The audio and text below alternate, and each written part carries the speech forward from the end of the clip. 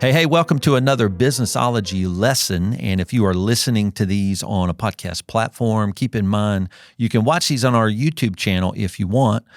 Thanks for joining us. What we're going to talk about on the Businessology lesson today is 3 things you can do to keep your team healthy.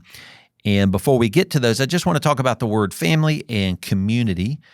And if you work in a great place and everybody's enjoying it, there's a great camaraderie. A lot of people say, hey, we're one big, great family. And we've found when we do that, some people have different lenses for family. Family is a thing you kind of can't get out of. I know you legally could in some ways, but you're kind of stuck with your family. And some people don't have good experiences with that traditional word family. And some do. It's not a wrong word. It's just people have different lenses for it. So we've replaced that word with the word community. So we welcome our team into the community, and we like them to participate in the community in a certain way. A community is something that they're making a daily commitment to come to, and the team know they don't have to be in the community if they don't want, and they're not stuck there, right? There could be a lot of ways. They could quit, they could be fired, or they could just stay forever if they're a great team member. So communities is what we want to work on, keeping team healthy. So how do we keep a team healthy in a community? So the first one is that they feel safe in that community. A lot of times the leader will lead that. So privately, my partner and I, we spend time monthly and quarterly with team and just open up and say, what do you want to talk about? And we ask them some questions, but we want them to feel safe.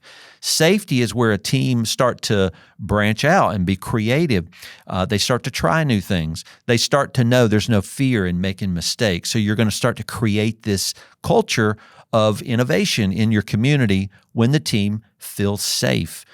Safe is where they're not judged for the things they're struggling with. You just deal with the things they're struggling with. So safety is a big part of what keep a team healthy in a community.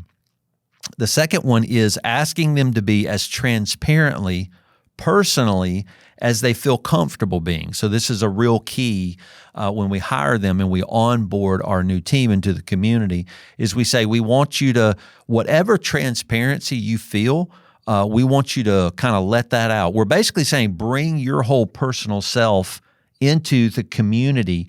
And this basically allows them to be this whole person at work. They don't have to chop up this dichotomy and be a personal person, at home and be a professional person at work. That actually isn't healthy for people to live that way. I've lived that way for a long time, and it is really hard to kind of live in this dichotomy. And so you want to invite people to be somewhat transparent. Now, we don't force transparency on team members because you can't do that. So if, they have a death in the family or there's some personal struggle, sometimes our team will share those with us because they feel safe in those private places.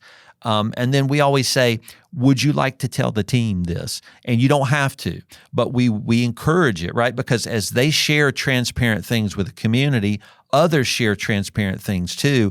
Now we become more intimate.